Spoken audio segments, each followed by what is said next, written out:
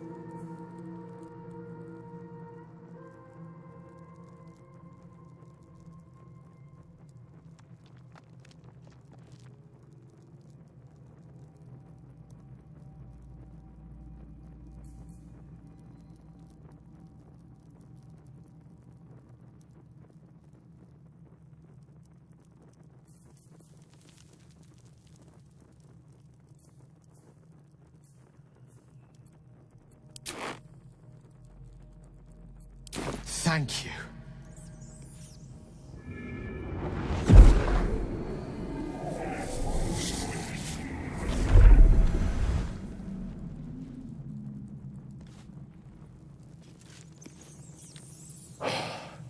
Good gods. It hardly has any effect. Oh, Mystra, have mercy on us all. Listen, I need to speak to you, to all of you. It would be unconscionable of me to remain silent. I might just be about to remedy that. You have to know who I was. You have to know who I really am. What I am is a walking shadow of the promise I once held. I'm what one might call a wizard prodigy.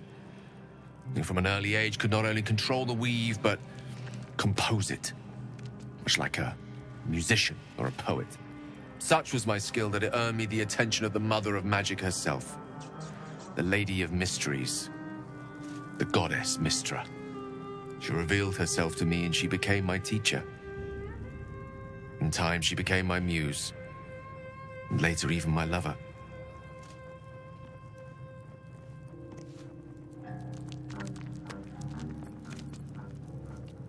Oh, yes. We enjoyed each other's company. Body, mind, and soul. But even so, I desired more. You see, no matter how powerful a wizard we mortals can become, we never scratch more than the surface of the weave. Mystra keeps us in check. There are boundaries she doesn't let us cross.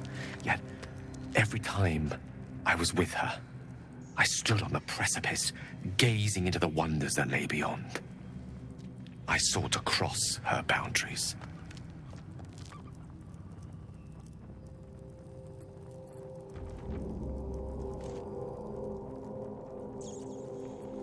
Quite. I tried to convince her. I pouted. I pleaded. Swore my ambition was only to serve her better. She only smiled and told me to be contented. Inconceivable as it seems to me now, I shared a bed with a goddess, and yet I wasn't satisfied. So I sought to prove myself worthy to her instead. We come now to the crux of my folly. Shall I share the story behind it, or would you rather head straight to its sordid finale?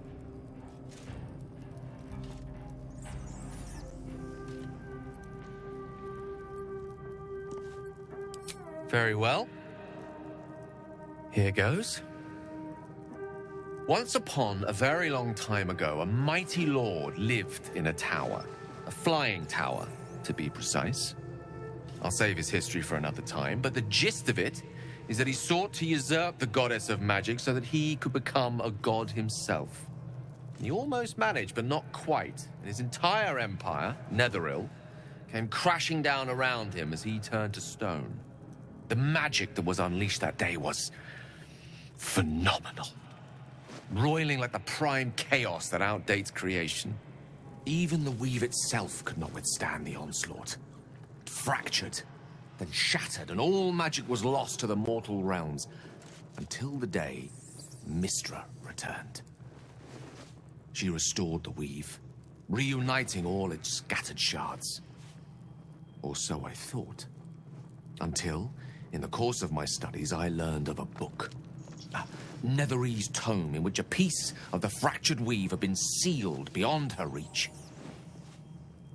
What if, I thought, what if, after all this time, I could return this lost part of herself to the goddess?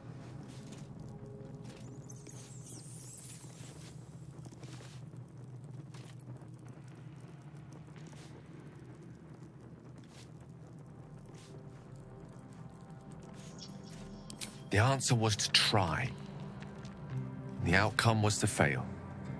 I was certain that this deed of raw power, draped in romance, would convince Mystra to take me by the hand and welcome me into her hitherto forbidden domains. I was mistaken. I obtained the fabled book and took it into my study. As for what happened next... Here. Place your hand over my heart. Let me show you.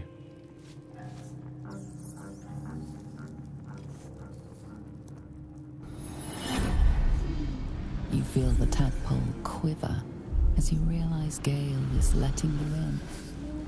Into the dark.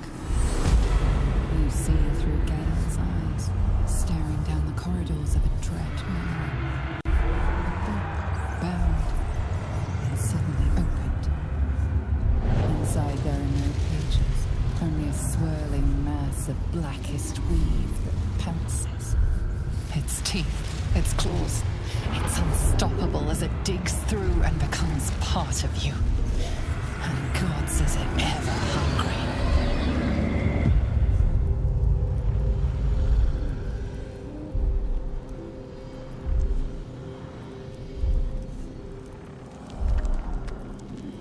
Thankfully, the moment I absorbed the fragment wasn't enough to kill me outright. It was only the beginning.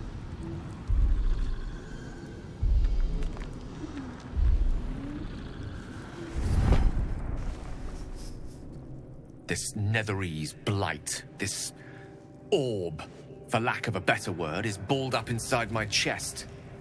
And it needs to be fed. As long as I absorb traces of the weave from potent enough sources, it remains quiet. Were it ever to fully destabilize, however.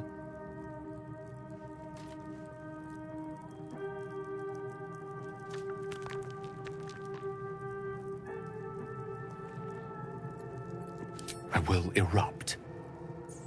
I don't know the exact magnitude of the eruption, but given my studies of Netherese magic, I'd say even a fragment as small as the one I carry, it'd level a city the size of Waterdeep.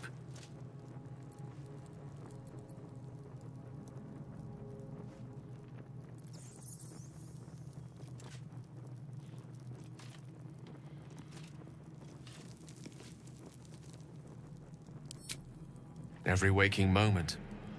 Every dreaming moment, too. But there was no way out. All of this. It must feel like a betrayal. Say the word, and we'll part ways.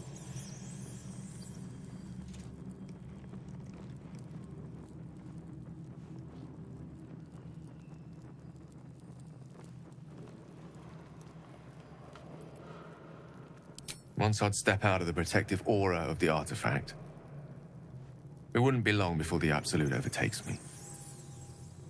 I'd never let that happen, so I'd aim for a swift end. I would consume some midnight tears and venture as deep into the Underdark as I possibly could, till they cloud my eyes forever. With a bit of luck, I'd manage to make it to a Mind Flare colony, so that when the orb erupts, one loud, last song of vengeance would reverberate through the dark. Wouldn't be a heroic end, but coarsely poetic enough in its justice.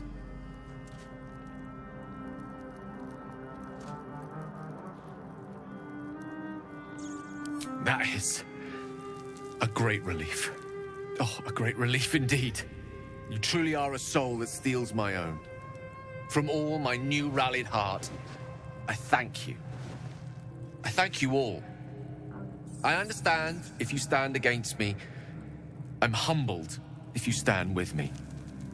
Either way, I will do my best not to let you down. I stand at a precipice, but if you do not give up hope, neither shall I. I'll fight. I'll resist as long as I can. Now, even I am tired of the sound of my own voice. Let us venture forth.